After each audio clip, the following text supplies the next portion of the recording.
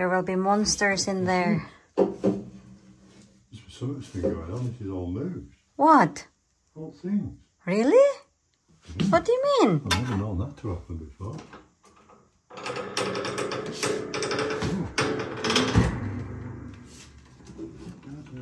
Monster. Have we got any monster in there? That's weird.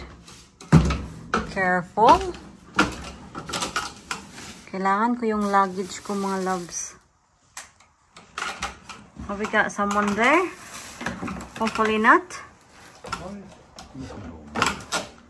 I really don't know. Scary. That's why I don't like to go to the loft, because I find it very scary and creepy. So what do you want? My luggage, please. What's yours? Kasi I need to put all my presents for my nieces and nephews for Christmas time. Mama will be the early Christmas Santa.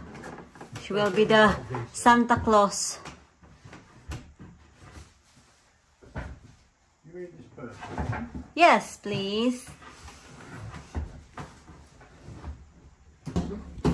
That's down, and we need to, honey, we still got this one. The Kipling luggages. We need to put this back in the loft. Wait. Fall down. Mamimiss ko tong luggage na to. Pero in a way, happy ako na maipapadala ko na to sa Pilipinas. Kasi itong bag na to, itong luggage na to, mga loves, is ito yung luggage na dinala ko pagpunta ko sa UK. Dalawa to actually. Yung isa is purple. Binigay ko sa kaibigan ni Mr. yung sumama sa amin sa Pilipinas nung pumunta kami sa Palawan. So gusto ko tong ipadala kasi gusto ko rin kasi bumili ng bagong luggage for myself. Kasi itong luggage na to, dito kasi, ano siya, matigas. Tapos, medyo may kabigatan talaga siya. Si Mr. kasi, meron siyang luggage and sobrang gustong-gusto ko kasi sobrang lightweight niya. And then, yung harap is parang, ano lang talaga, parang backpack ba? Sobrang soft ng dito. So, sabi ko kay Mr., gusto ko magkaroon ng ganyan. So, ipapadala ko na lang yan sa Pilipinas. Tapos, lagyan ko ng mga pasalubong. Kasi alam niyo naman, ang dami kong pamangkin. And ito, nakatambak na to dito. Ang tingnan niyo naman, oh, punong-puno na. So, itatransfer ko sila dito. So, halos dito may mga pangalan na kasi ayaw ko talaga na mag-away-away sila. And hindi ko alam kung kailan ko to ma-upload tong video na to. Kasi, since na dumating dito si nanay, mga loves, sobrang daming video na kailangan ko pang i-edit. But then, wala akong time. I'm just so busy. But I will try na i-upload to mga September time. I will try na i-upload to first sa September. Kung hindi man, pagpasensyahan. But yeah, it will be around September. But yeah, bare months na, naku. In a few weeks time, bare months na. Merry Christmas, advance Merry Christmas sa inyo. Walang pangalan yan.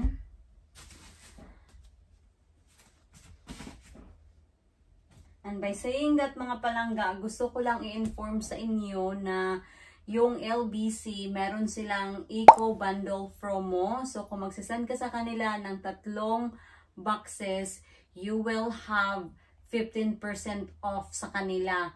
Maglalagay na lang ako dito ng mga pictures or details sa screen para mas accurate talaga. And yung cut-off time pala ng LBC, wait lang, I need to check. So, yung cut-off time ng LBC, kung gusto mo mapadala ng balikbayan box para ma-receive ng pamilya mo before sa Christmas, sa Metro Manila, you need to send your balikbayan box before sa 14th of September. And then sa Luzon, Visayas, Mindanao, before 7th of September. So yun, kailangan mong ipadala yung balikbayan box mo para ma-receive yan ng pamilya mo before Christmas. At kung gusto mo naman magpadala ng balikbayan box para ma-receive ng pamilya mo before New Year, yung cut-off time nila sa Metro Manila and Luzon area is I really need to get my eyes checked. Tumatanda na rin. Sa September, sa 21 sa September, kailangan yung ipadala yung balikbayan box niyo. And sa Visayas and Mindanao naman is sa 14th of September. So, ilalagay ko din yung mga presyo ng balikbayan box dito. Kasi makakatipid ka talaga mga loves kung mag-a-avail ka sa kanila ng Eco Bundle promo nila. So kung hindi ka mag-a-avail sa Eco Bundle promo ng LBC, ang mababayaran mo kung magsisend ka ng 3 boxes. This is Mindanao area ha. Maglalagay ako dito ng mga presyo para makita nyo. So for Mindanao area is 345 pounds. Pero kung mag-a-avail ka sa Eco Bundle promo nila, yung mababayaran mo for Mindanao area is 293 pounds. So may savings ka na halos 51 pounds.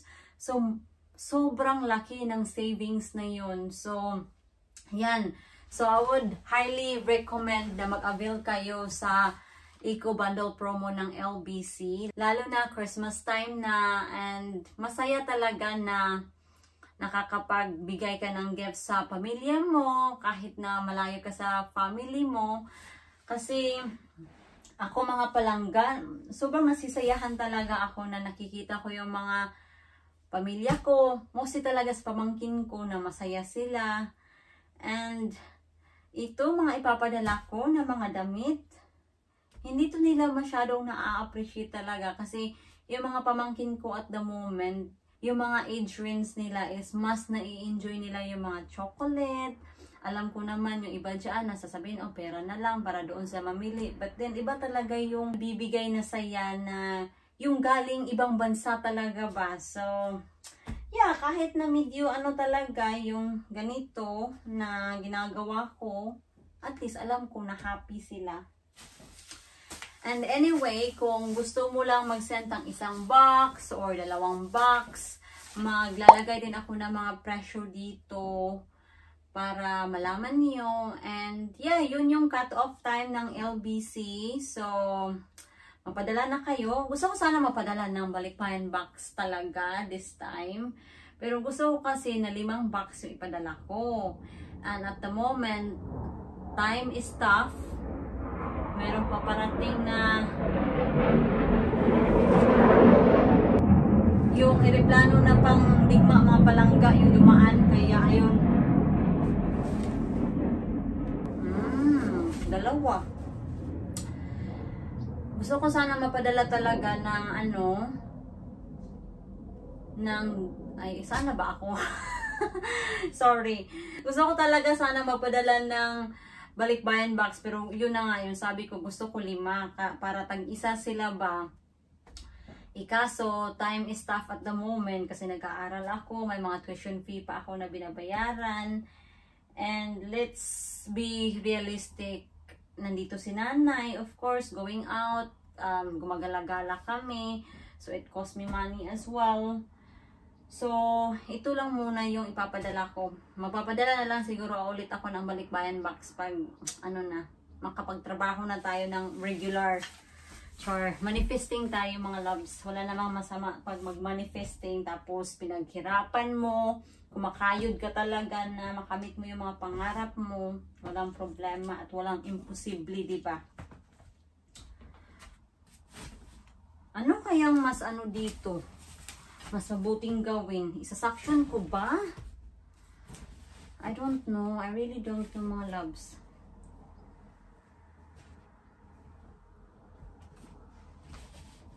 Kasi feeling ko kung isa-suction ko to, mas ano ba, liliit siya. Kasi mas condense. Ikaso, nilagyan ko na siya ng mga pangalan.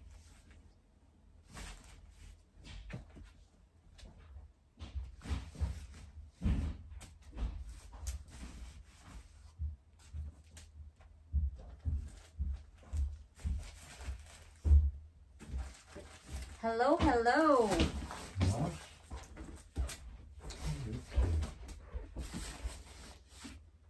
This is all your nieces and nephews Christmas gift from Uncle John. Is it now? Yeah, Uncle John. Get Uncle John. What's the other thing? Ah, this is, look, a lemon squeezer. Where did that come from?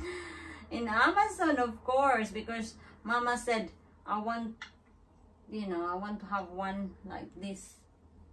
So she will be bringing this home. Can she not go? Kasi, honey, did she have a lemon, you know? Huh? Yeah, she got a lemon. Okay. In our house. Not in our house, but in our backyard. Hindi ko ba siya na-film ng pag-uwi ko? Basta, ang lalaki talaga ng lemon ni nanay. Sa bakuran namin. Kaya napabili siya ng ganyan. Kasi gusto daw niya na gumawa sila ng lemon juice.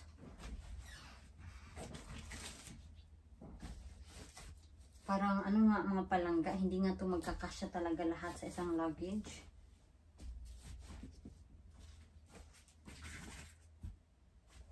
But pagkasyahin natin kasi wala na tayong choice. But pagkasyahin to lahat.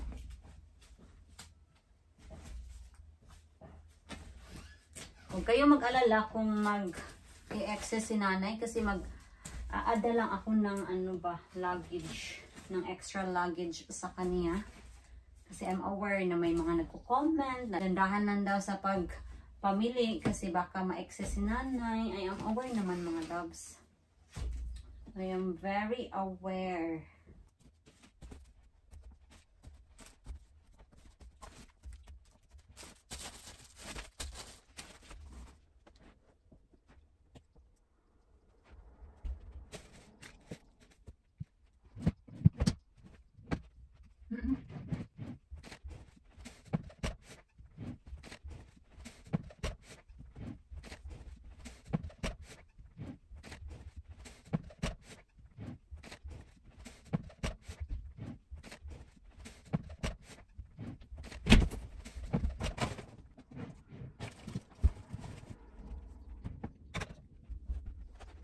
So, yung iba dito, walang pangalan.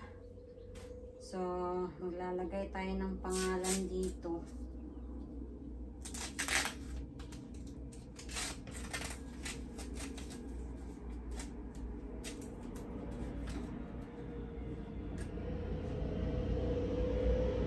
Halos dito sa walang pangalan is para sa kapatid ko.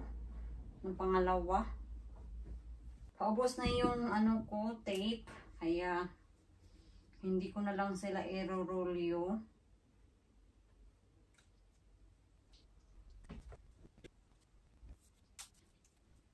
Si nanay talaga mga palangga. Pag dito siya mag-Christmas sa amin, mabuboard siya kasi yung Christmas dito sa amin is hindi yung tulad sa Pilipinas ba. Sobrang feeling ko, yung Christmas namin dito sa UK, sobrang lungkot.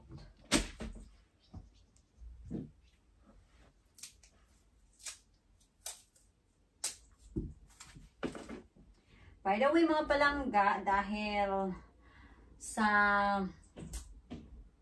September ko pa to ma-upload siguro, ang gagawin ko na lang para pamasko ko sa inyo is mamimili tayo ng isang winner. Bibigyan natin ng 3,000 peso. Pag-uwi na ni nanay. Kasi ang plano ko, ipapa-Gcash ko na lang kay nanay or sa kapatid ko pagdating ni nanay. Kasi ako talaga, wala akong Gcash and hindi ako marunong or wala akong masyadong knowledge about sa Gcash. Kasi nung umalis ako sa Pilipinas, wala pang Gcash. So, ayun. I don't have a lot of knowledge about sa Gcash. So, ang gagawin niya lang is para maging masaya tayo is share this video, share and like this video, then mag-comment kayo dito sa YouTube na LBC Eco Bundle Promo. I-hashtag nyo mag-hashtag kayo. Tapos, dahil i-share ko to sa Facebook, mag-comment din kayo sa Facebook, like and share din sa Facebook, i-public nyo yung post, then mag-comment din kayo sa video na yon. na hashtag LBC Eco Bundle Promo. So, end of September, mga 30 sa September, mag-a-announce ako or mamimili ako ng isang winner na bibigyan ko ng 3,000 pesos through GCash. So, sobrang dali lang ng ano natin mechanics. So, yeah, comment down below. Baka swertihin kayo na manalo sa ating 3,000 pesos na GCash.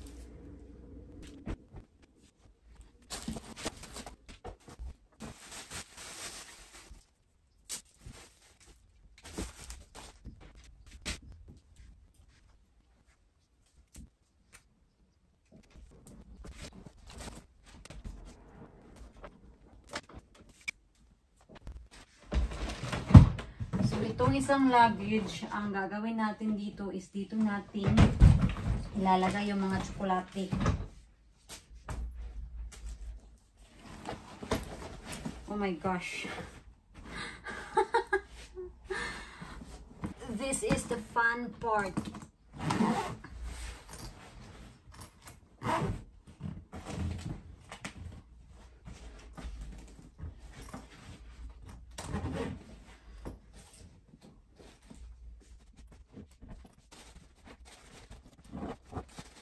So, ibig sabihin nito, no more clothes na. No more clothes kasi ang dami ng mga damit. Hindi na kaya sa luggage. Oops. Kukunin lang natin dito ang mga ano natin. Yan on.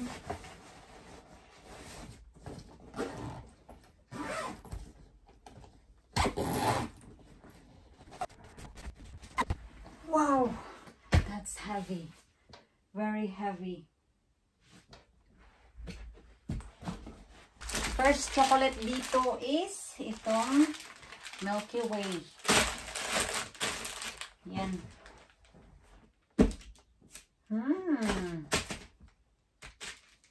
So, yung ating agenda is mamimili tayo ng mga tsokolate. Ilalagay natin dito.